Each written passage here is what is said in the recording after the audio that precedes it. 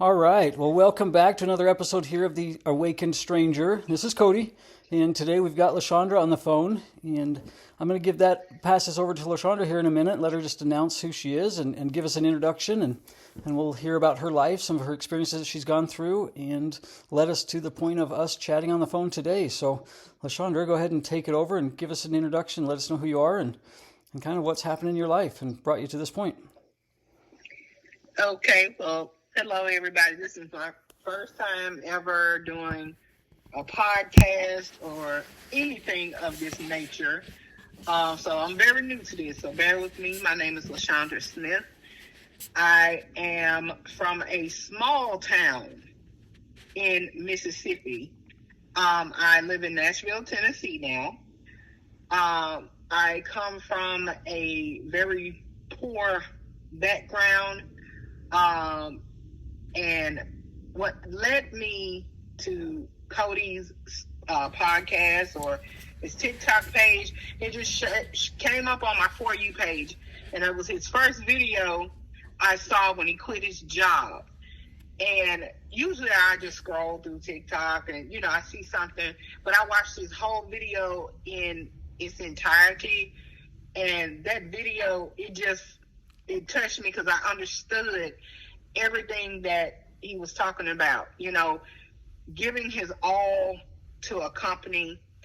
And once you have given your all to a company, sometimes you don't feel like you're appreciated and you feel like there's more to life. And there's so much going on in the world now that makes you rethink about your life in a different way. It makes you think, hey, what have I been put on this earth to do? And it just causes you to think about things. So that's what led me to this point. Well, yeah, and that honestly, I've shared this with a few people. The day I posted that was April 29th, so just a little over a month ago. Mm-hmm. And okay. I had 212 followers on TikTok. I had no clue that anybody in the world was going to see it, let alone care.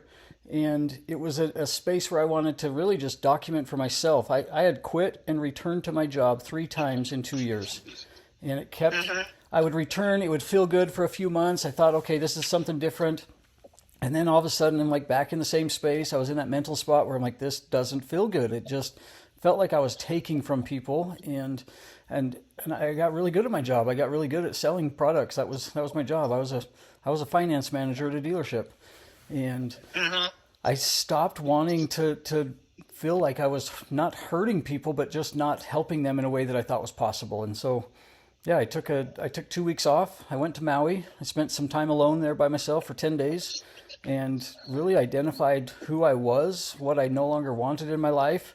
And that post happened, and here we are like 3 weeks later with several other people, more than 200 that have seen that post. And we're building a community of people that have realized that, first of all, they're not alone, that we have struggles in life, that we're all going through something.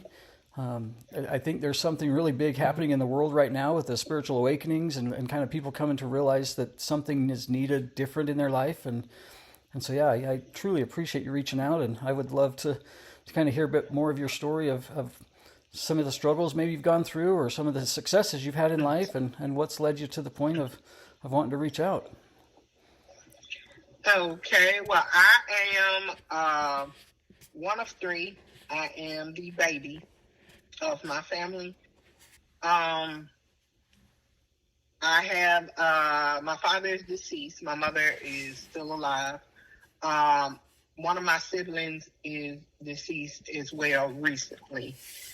I am the first one in my family to graduate high school. I'm the first one in my family to graduate college, grad school. I'm working on my second master's degree currently right now. What led me to this point was I didn't realize that I had been breaking generational curses the entire time. You know how you think that you're just leveling up in life Yeah. and you just feel like, okay, I'm doing this and I'm doing that. And then you look back on it and you're like, okay, I've done more than this and this and this. And like, hey, a lot of people in my family didn't get a chance to do those. But it wasn't easy for me to get to this point. I've suffered with anxiety and depression probably since I was a teenager. I'm in my 40s now. And it took me becoming a mother, and I know a lot of single mothers or women who are married can deal with this. It took me becoming a mother to finally start the awakening period. My son is 12 years old now, but I like to think the moment that I gave birth to him, I not only gave birth to another life, I also started on this path that I'm on now. Wow. After I graduated with my bachelor's degree, I wanted to go to school and get my master's for years. And everything just kept, kicking against me. I couldn't get financial aid. I couldn't get loans. I couldn't get anything. And this was the year that my father was diagnosed with cancer in 2021. After my father was diagnosed with cancer, it kind of went downhill from there.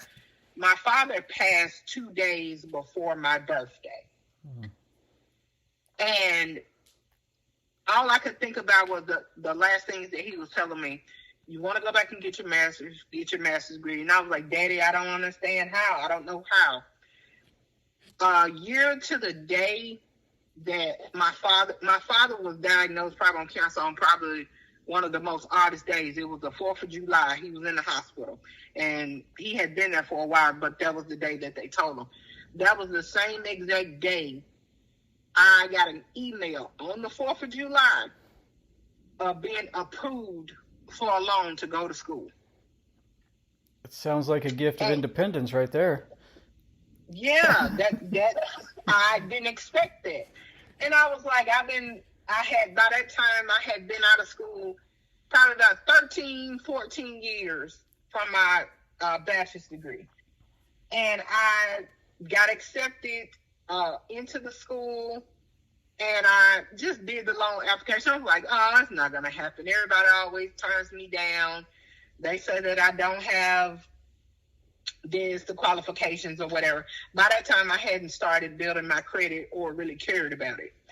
Next thing you know, I get approved for the maximum amount for 2 years. Ended up getting my master's degree, graduating at the top of my class while being a single mother. Graduating with a 3.9 GPA and a part of 3 honor societies. Wow.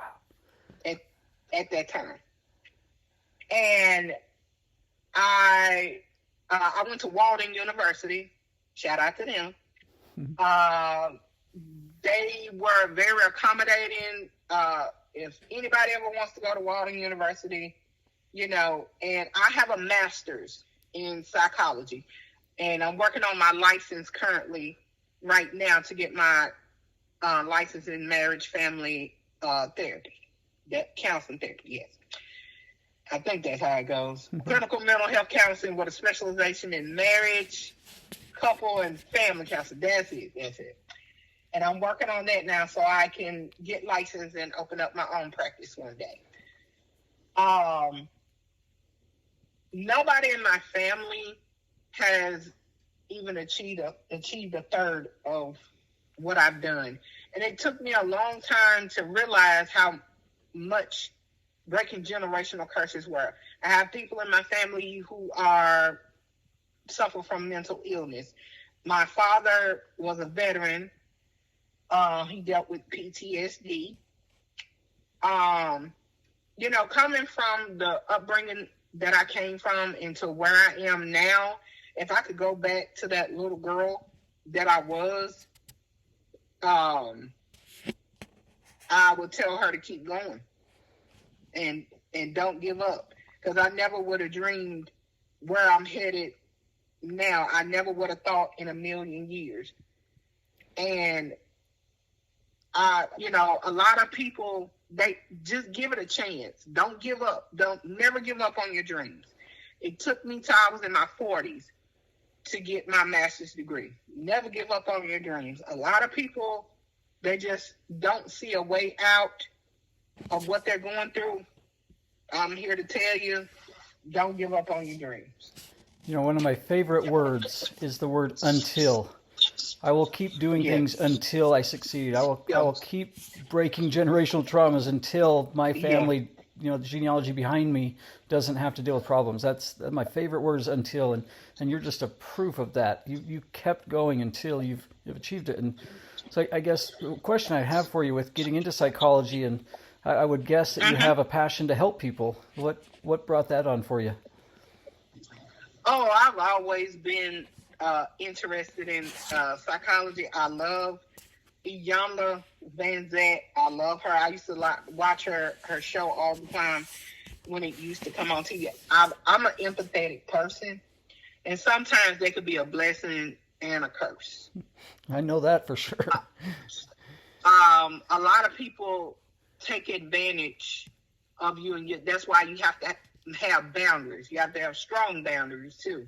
And you have to know what it is that you want, and you have to know who you are. Because if you don't, and if you're an empathetic person, they'll tell you who you are, even though they have nothing to do with it. But you have to go out in this world knowing who you are and what you want. Because if you don't, people will make it for you. They'll tell you who you are, and they'll take advantage of you. Have you always had those boundaries, or is that something new that you've kind of learned to develop? No, this took years of therapy. And I tell anyone, please do not be ashamed to get therapy. I have a therapist. I see her every 2 weeks, and I contribute her to where I am now. I was the one that didn't have a voice. I was the people pleaser. I was the one who was afraid to stand up for myself or say what was on my mind. I used to think if I didn't do what other people wanted me to do, that it would end friendships or it would end certain things with family members. And then I had to realize that the people who were benefiting the most off of me not having boundaries, they were just using me. And that's one thing that I struggle with. So I identify a lot with being empathic. I feel things a lot. Yes. I walk into a room and I can feel the vibe. Yes. I'm also a people pleaser. I tend to say yes way faster than my brain can catch up to my mouth. And and that's definitely something I'm learning how to develop myself. And so as you know, I've had these conversations with others and sharing life experiences and what I've gone through, what you've gone through. I feel like I'm learning more now from others' experiences, and I think that's kind of the point of what's happening with our community building here and having this podcast is being able to share everybody else's experiences so we know, first of all, like I said, we're not alone, but I think we've all gone through things in life to keep us growing together and that. So with kind of thinking forward on your business, have you already started creating business plans and kind of getting the idea of what that's going to look like for you in the future? Or? I have a book of ideas for when that time comes. Of course, I'm still in, the school process and everything, so I'm still into that. But once I finish, my field experience and getting my license, of course, I'm going to have the experience that is on my list. Nice. And I mainly want to work with people who are dealing with, who are empathetic people who lack boundaries, people who are breaking generational curses, people who are dealing with people who are narcissistic. Mm. If I have to say, I have a Harvard education in that. Okay. Because I've had to deal with that. Now it's kind of like, I know a narcissistic person when I come up on them, what they sound like, what they look like. it's kind of like, when you grow up with one in your household and then you get away from it, you go to therapy and you do the work, you step outside of yourself and you see things differently. And there was a book by author, her name was Nedra Tawwab. She has a book called Set Boundaries, Find Peace. I read all her books. I love her books. That book, I have it. It's highlighted so much. Some books, podcasts, these people change. I have a list of people that I watch. Trent Shelton, love him. Nedra Tawwab, Dr. Henry Cloud, Iyanla Van Zant, to name a few. I have a mental health book collection that would probably start a second Barnes and Noble. Very nice. One of my favorite things, and somebody said this to me a long time ago, and you'll hear from me, I like to just repeat people's quotes, but somebody said a rich man has a large library and a poor man has a large TV. And I always thought, well, I have both, right? But a library and a library of books has been something huge in my life. And my kids read. My youngest one probably reads 45, 50 books every year during her school year.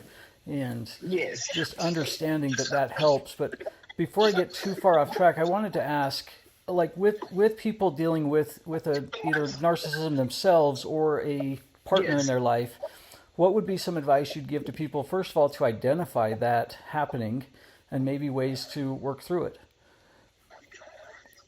Dealing with a narcissistic person will literally drive you insane. It will drive you insane because you're dealing with someone who has a mental illness that they probably themselves don't even know that they have. But you do have some narcissistic people who know what they are. The best advice I can give someone who is dealing with someone with narcissism, you're not crazy. You're sane. Don't let them gaslight you. That the gaslighting is what makes it worse. It will make it seem like you're losing your mind. I've been through that my entire life with a narcissistic parent. And when I started therapy, trauma therapy, I realized how much of myself that I had been given to my family. And once you get from under that cloud or fog, that is fog stands for fear, obligation, and guilt. Once you get out of that fear, obligation, and guilt, you'll begin to see, kind of like the sunshine, and you can't go back. It's not to say that you won't make mistakes. You won't go back to the narcissist. You won't do anything. Dealing with a narcissistic person is like dealing with the devil. That person has a demonic nature. If you've ever experienced a person like that, it's kind of like you'll be in a crowded, let's say you go to Walmart and you see a whole bunch of people. Sometimes you could pick them out the crowd. It is that easy. I would say don't give up. Find a good therapist, a therapist that has experience in narcissism, and do the work. It doesn't happen overnight. And I think that's probably the hardest part of all of this is the consistent work. Because I think everybody wants the easy answer. They want to hit the easy button and just say that life turned around for them in a day. And I struggle that with myself. I know there's things I've done in my life and things that I've changed and stuff that I wish it was just all of a sudden perfect. And I'm realizing for me, I have to keep doing it. I have to keep doing the work. You had mentioned having anxiety, and I dealt with that a lot prior to leaving my job. I'd wake up in the morning and be nauseous, and I would get sick. I'd throw up before I could even brush my teeth. And Yes. I learned, I had a dysregulated nervous system, and my body was in fight or flight mode. And Yes. it took consistent work. And to this day, I wake up in the morning. I've now been getting up at like 6:30 in the morning. I go outside, put my feet on the grass. I watch the sun come up. I stare at the sun for 10, 15 minutes in the morning. I purposely ground my energy, and watching how that's changing my life. And I even got into some EFT tapping and just tapping with the That's different my points. favorite. And so I've found just other people online that share videos of just tapping sessions, and that became my morning routine. So, Yes. yeah, you'd mentioned you like tapping. Is that something that you're integrating into your practice that you'll be working on, or how does that help you? Yes. EFT tapping is very beneficial to me. You might yawn or cry. That's when you know it's working. Because you're releasing the parasympathetic nerve. And also I've learned ice. If you have an ice pack, you put it on the back of your neck while you're experiencing an anxiety attack, that helps as well. And sour candy. Find the sourest candy that you can while you're having an anxiety attack. It takes your mind off of the anxiety that you're having, because you're going to be focused on the sour candy that you have in your mouth. See, and this is the stuff that I absolutely love, and this is why I think our community is coming together. Because not that I don't believe that having professional help or medication could be something that people might need, but I believe there's a lot of natural healing things that we can teach ourselves, and being able to overcome some of these things just by knowing some of the simple tips that help. So, yeah, I appreciate you sharing that. My therapist told me about the sour candy. And so I keep a bag of, I don't know if you remember, they used to have these candies that used to call them crybabies. Mm-hmm. Little warheads. Yeah. And I keep those with me if I ever have an anxiety attack. But my anxiety attack led to almost a nervous breakdown last year. I had to take 3 months off of work. My nervous system was so dysregulated, I had to start medication for my anxiety. It got worse. Yeah, see, and I had an experience. I had that. I had a very massive panic attack. It lasted about 3 or 4 days, what it felt like. Even speaking with friends, they're like, "Oh, you're having a heart attack. Like, you need to go to the hospital." I'm like, no, this was a Sunday. I think I'm okay. Next morning, I woke up Monday. It was even worse. And I went to the emergency room. I thought I was having a heart attack. They did all sorts of tests, EKG, ran my labs, told me I was perfectly healthy. And I'd experienced a panic attack. And 18 months from there is when I started realizing that I had been in fight or flight mode for that whole year and a half, and just was in survival mode, trying to just get through the day. So, yeah, there's a lot of things that I kind of had learned just on my own, trying to figure out what was wrong with my body or why things were changing. And so I love the fact that we're able to share this with people now, because I can only imagine there's a lot of us out there that are experiencing similar symptoms and don't really know what's happening. So I realized that after I've been in fight or flight my entire life, or survival mode. At least I know until 13 or 14. I've been in survival mode, fight or flight, for a while. I did not know what rest was because my brain is constantly going. It's constantly overthinking. I like to say I have OCD. At times I obsess over thoughts or, overthink. At times. Sometimes that could be a blessing and sometimes that can be a curse. Mm-hmm. My anxiety attack lasted probably the one that took me off of work. I had to take FMLA for work. Wow. My anxiety attack led to 5 trips to the ER. Yeah, very intense then. Passing out, vomiting. The headaches were worse. Chest pains, you think you're dying of a heart attack. no appetite. It was, couldn't sleep. And I was working, and finally, that last visit, I went to my doctor, and he said, if you don't sit down, your body's going to sit you down. Yeah, I've had that. I felt like that's what happened in my life. Is it was either you're going to start learning how to change, or you're going to be forced. Yeah. And one thing I've learned, and I had to. Correct me if I'm wrong with your knowledge, but with anxiety, I've learned that it's kind of the fear or the overthinking of the future, and just worrying Yes. about the future. But so, was there Yes. things that you were dealing with in your life that was causing you to stress about the future, or was that part of like your education, or what was bringing on some of your anxiety? It wasn't school. It was dealing with my mother.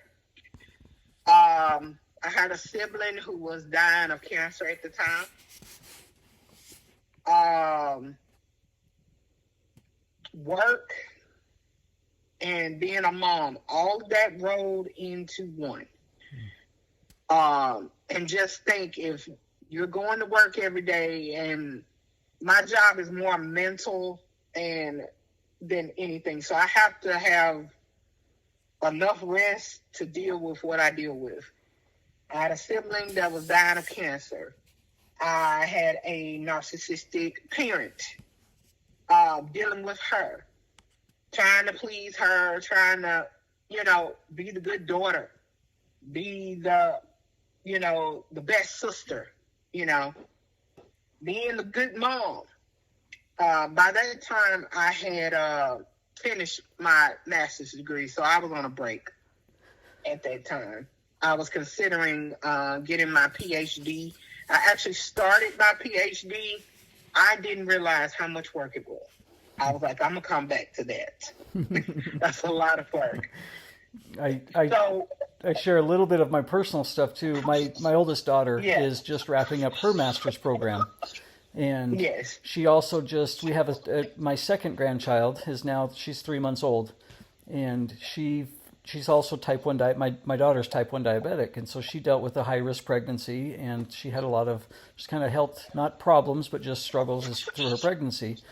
And and even her, I believe it's called her cohort, right? Her group of people that were helping her through her master's, and they're a team. Yeah. They had even told her, like, take a break if you need it. And she's like me. She's hard headed. She's focused, and she has determination more than anybody I've ever seen. And she went through everything. She's finishing up. The baby's fine. She went through it, and our granddaughter was born premature. She was 9 months premature. Being a diabetic mom, they asked her to deliver early, and so she had a preemie baby that was in the NICU for a few weeks, or a few days actually, and also continued every day maintaining her education. And I can't imagine, knowing what she went through, how when you say how overwhelming school could be when you're dealing with being a parent, being a mom, being a family member of somebody else that's going through something. So yeah, wow, you're strong, very strong. So. And I didn't realize then, after I had my doctor told me, she said, you were almost headed for a breakdown. I had to make the hard choice, because I'm not the one to take off work. I'm the team player. I'm the one that helps with projects. I'm the one that, does everything. And for me to sit down and take care of myself, you would think that would be easy, but it was so hard for me. It took 2 weeks for my body to come down, my cortisol to come down, because I'm so used to getting up, going to work, and doing this. It took 2 weeks for my body to just come and say, hey, you don't have to get up and go to work. And that's when I started walking. Walking is so beneficial. I would walk probably till my legs would get. At first, I started out 1 mile, and I worked my way up to like 5 miles a day. And I just started walking and listening to podcasts, listening to anything dealing with mental health to get myself better. I would journal. Journaling is very freeing. It's kind of like a brain dump. Whatever you don't want to discuss or talk about, dump it in a journal. It's kind of, I call it my brain dump. Coloring, adult coloring is very beneficial. I got into arts and crafts, women's support groups, book clubs. That it took a while for me to get to where I need to be. And some people might say that breakdown slowed me down. It didn't. It actually speeded me up to where I needed to be.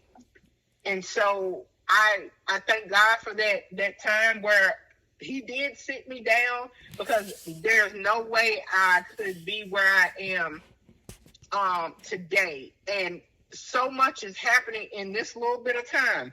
Like, I'm moving in a week. Now me and my son, we're moving to another location. This week, probably the best place I ever lived. I've worked hard, saved money to get to this place. And all of this came from this breakdown. All of this came from me having good grades. All of this came from me working hard, setting boundaries, taking care of myself so I can be able to do all those things. And I bought myself a gift on last year. I walked into a dealership. Didn't need a car at all, but I wanted to start out fresh. I wanted to start out new. I walked into a dealership, never had a Honda in my life. Walked into a dealership, I was like, I want that car right there. And I got this car. I love it. Of course, the Honda. And I was like, I want that. And I got it. And it felt like a new beginning for me. And this place where me and my son are moving is nobody's ever lived there. Brand new construction, it's like a whole new subdivision, whole new school district he's going to. So it's not only a new beginning for me, it's a new beginning for my son. Wow. And so because I was able to break those generational curses and still breaking them as we speak, I'm able to, do certain things now. My family and where I come from, they weren't able to, do certain things. And it's like, I'm getting awarded for this, or I have a certification in this, and I have this, and I have that. And it's like, my family didn't get a chance to do all those, but I was so determined. I didn't let my anxiety stop me. I didn't let the fear of the unknown stop me. I kept going. That's one thing that I've just recently been able to start doing is I was only able to make a decision when I already knew the outcome. And I wouldn't decide on something. I wouldn't do that until I knew that it was going to be what I wanted. And that's what I've allowed myself to do is let go of those limiting beliefs, let go of the unexplained expectations. And now I'm just letting things happen. And like you said, I've now been a little over a month off of work. No, maybe not that much yet, 3 weeks. And my body's slowing down enough that, I wake up at 6 a.m, where before I'd only be able to barely get out of bed at 9:30. And I'm scheduling my day to the point where I'm accomplishing more in one day than I used to do in a week. And it is absolutely amazing. So, I love that for you. I love the fact that you've got a whole new world ahead of you, new beginnings, new house, new car, new everything for you. It is amazing to see it. And I can only imagine this is just the beginning of your journey. So, and I learned one thing when I went back to work: set boundaries, not only in my personal life, set boundaries in the workplace. Yes. And I make sure.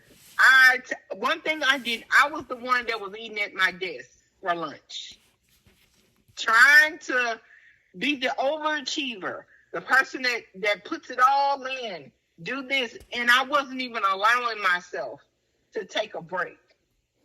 And when I went back to work, I had a meeting with my supervisor. I was like, look, this is how it's going to be. I can't do this anymore. I'm going to have to take some certain things off my plate. I'm going to be taking more breaks than I should have because I know what I bring to the company. now deserve it. You know it, and that's awesome. And I was like, no, I'm going to take my breaks. Now on my lunch breaks, or even sometimes in between, there's a park near my job. I go over there and I actually do laps. I try to do at least 5-6 laps around my job. I work. That helps. A lot of people don't know the benefit of walking. It really clears your mind, and if you have any tension in your body, it really helps.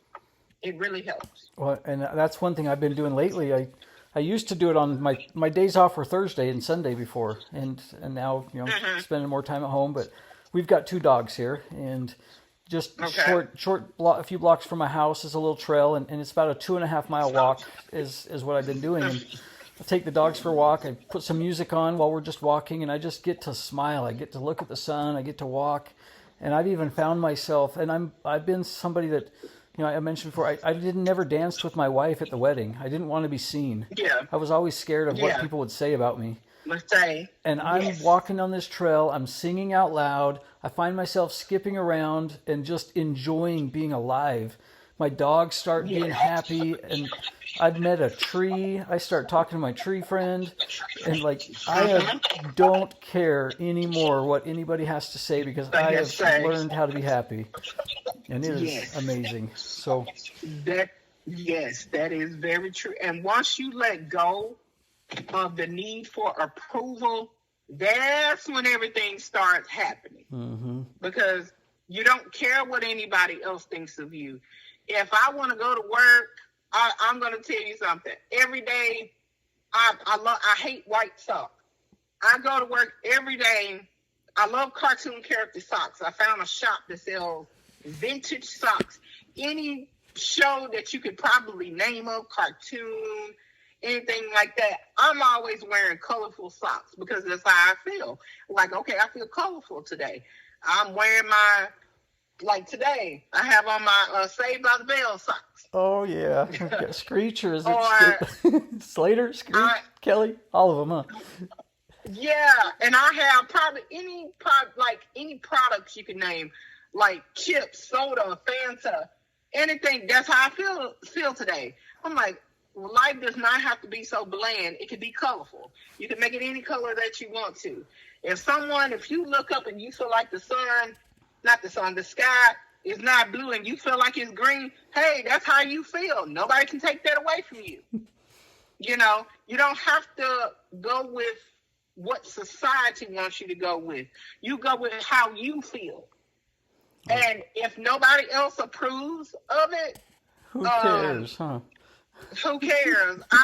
The park that I walked at, there are so many ducks out there. There are ducks, there are turtles, squirrels, or whatever. And I look at all the people who are walking the trail, and you just think each one of them have something going on. But guess what? They get up and they make the effort to come out here and walk. I love it. And you have to remember, everybody is going through something, but I learned not to let my something get me down. If anything, it makes me stronger. Like, okay, if the doctor tells me, hey, my blood pressure is borderline, guess what? I'm going to stop eating certain things to make it borderline.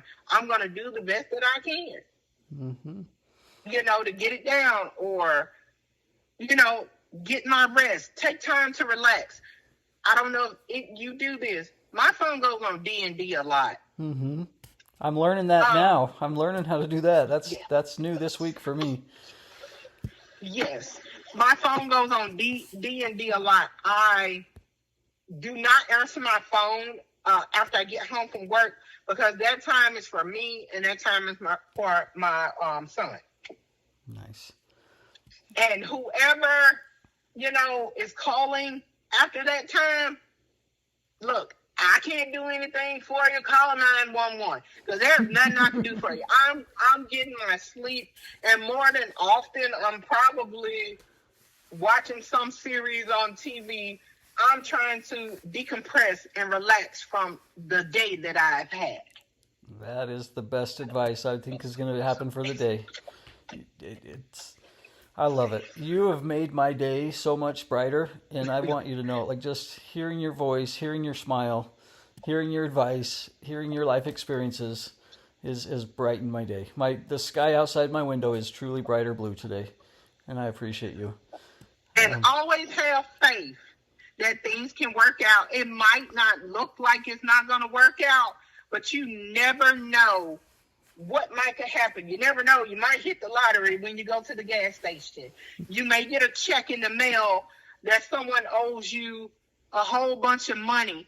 If you have, for instance, I'm going to give you an example. This place that I'm moving to, everything that you could think of in the past since the 1st of May has tried to come at me to keep me from going to this place. But then everything works out. It keeps working out. It's like, okay, this is trying to get me down. But guess what? Then something else works out to keep me going. Everything is laid out for me to go, but it's always something that's trying to keep me down. And then today, I got some good news about it. And I was like, whatever it is that I'm meant to do when I move over here and it's trying to keep me away from this part of my destiny, it can't be stopped because I'm still going. No matter what, I'm still going. I love it. But you got to have faith. Yes. Well, let me ask you one final question as we kind of wrap this up. But if you was to kind of sum up what we've chatted about, right, between coming from anxiety, getting out of fight or flight mode, living forward in your life and really setting up your day, being bright, what would be the last bit of advice or for this call that you would love to share with people that are going through the struggles, that are in the dark moments of their life? What would you give them advice on how to get through that, if you could sum it up? I would tell them, whatever religion that you worship or practice, for me, I learned to have a deeper relationship with God. Therapy, very beneficial. Find a support group of people, genuine people, because everyone is not genuine, that understand what you're going through. And make a goal that whatever you're going through this is not the end. This is just a stumbling block. You can get over it. And you can be anything that you put your mind to. If you feel like you wake up one morning and you want to be the president of the United States, because the one we have now, so if you feel like you want to be the president of the United States, you can. You just have to work hard for it. But don't give up. If you go to therapy, use the tools that therapy gives you. I know I use mine, the one that therapy, and pray. And also, YouTube is very beneficial. I tell people this all the time. Or TikTok. There are so many motivational videos. There are so many people with stories on there. And if you look at them, they motivate you to be better. And do something for yourself. Do something that makes you happy. If you feel like you want to go to Baskin Robbins and get every type of ice cream you want, if that makes you happy, do it. Don't worry about what other people say. Do what makes you happy and don't give up. I love it. That is the best advice. I think I'm gonna take that with me and yeah, do what makes you happy, because that's it. Life is short and we're here for a reason. And I think we're here to help a lot of people, and I can't thank you enough for the time that we've been able to share together. Sorry. And you're welcome. And I truly appreciate you, and I wish you the best in everything. And I look forward to seeing your practice open up and your business, and even if you go on to your doctorate degree, I'd love to get an invitation to the graduation. So. Oh, well, thank you. And also look at that website I sent you. They have some great support groups on there. You can even start your own if you want people to come on there. Nice. Yeah, and that's what we're doing, right? This podcast, The Awakened Stranger. We've actually started a small support group, just barely getting launched on Facebook. It's under the same name, The Awakened Stranger. So we have just a group online. So if anybody wants to request access to that, we've got some moderators that are helping us there. And that will be a little bit more of a more kind of chatting, community, sharing and helping each other versus just the TikTok post. And so that's just barely getting released and kind of getting growing. So that's another spot for us. I'm trying to just help everybody have space to share. So again, I wish you the best day possible, and thank you so much for the time together. And I look forward to hearing as everything goes on your new adventures, the new house, and congratulations on the new car. So I wish you the best, and thank you so much, and have a great day. All right, and Cody, I hope everything works out for you. I hope whatever you find for your heart's desire, and I hope whatever this takes you, I hope it makes you the happiest you've ever been. And because of friends like you, I definitely know it will happen. So thank you. You're welcome, and you have a great Wednesday. Sounds good. We'll talk to you soon. Bye-bye. Bye.